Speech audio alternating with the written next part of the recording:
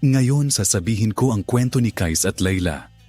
Sa isa sa mga tribong Arabo sa peninsula ng Arabia, ipinanganak ang isang batang lalaki na nagngangalang Qais ibn al-Mulawa. Lumaki siya sa isang Bedouin na kapaligiran na pinahahalagahan ng tula at kabayanihan. Si Qais ay matalino, mahusay magsalita at madamdamin tungkol sa kaalaman at tula. Ang kanyang puso ay malambot mula sa murang edad. Mayroon ding isang batang babae na nagngangalang Layla bint Mahdi mula sa parehong tribo. Siya ay maganda, matalino at magandang asal. Pinag-usapan ng mga tao ang kanyang kagandahan sa iba't ibang dako. Lumaki sina Layla at Qais nang magkasama sa disyerto, naglalaro bilang mga bata, gumugol ng mga oras sa bukid at bukas na lupain. Sa paglipas ng panahon, isang malalim na pag-ibig ang umusbong sa pagitan nila. Ang bawal na pag-ibig na mulaklak ang kanilang pagmamahalan. Ngunit ito ang tinatawag na udhri na pag-ibig. Isang dalisay, malinis na uri ng pag-ibig, malaya sa pisikal na pagnanasa. Ang ganitong uri ng pag-ibig ay karaniwan sa ilang tribong Arabo, lalo na ang tribo ng Banu Amir, nakilala sa kanilang mga kwento ng espiritual na pag-ibig. Si Qais ay nagsimulang gumawa ng mga tula tungkol kay Layla mula sa murang edad at nakilala siya bilang Majnun Layla, ang baliw ni Layla, dahil binanggit niya siya sa bawat tula, nahuhumaling sa kanya araw at gabi. Nang magpasya si Qais na hingin ang kamay ni Layla sa kasal, tumanggi ang kanyang ama.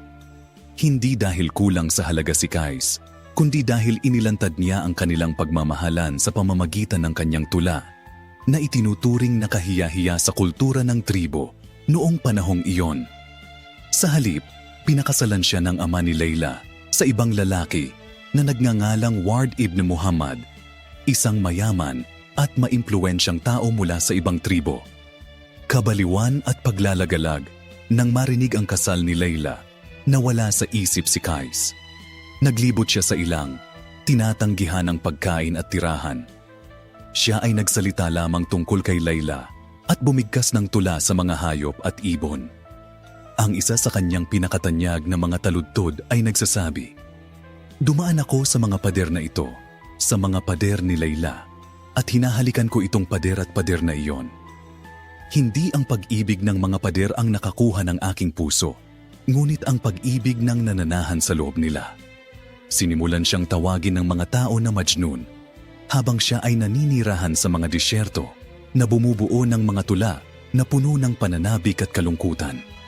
Ang huling pagkikita nila, hindi rin nakakalimutan ni Layla si Qais.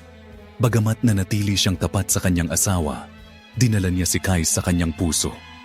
Lumipas ang mga taon, at pagkamatay ng kanyang asawa, pinili niyang hindi na muling mag-asawa, na nabubuhay sa alaala ng kanyang unang pag-ibig. Isang araw, sa tadhana, nagkita muli sina Qais at Layla sa disyerto pagkatapos ng mahabang paghihiwalay. Nabigo ang mga salita sa kanila. Nagkatinginan sila, tumulo ang mga luha sa kanilang mga mukha. Umiyak si Layla, umiyak si Qais, at pagkatapos, minsan pa, naghiwalay sila. Iyon na ang huling pagkakataong magkikita sila. Ang kalunos-lunos na wakas, hindi nagtagal, namatay si Layla dahil sa kalungkutan at sakit. Nang mabalitaan ni Qais ang pagkamatay niya, hindi na naayos ang puso niya. Pinuntahan niya ang kanyang libingan at nanatili doon, bumibigkas ng tula at nagdadalamhati sa kanya araw at gabi. Isang umaga, natagpo ang patay si Qais sa tabi ng kanyang puntod.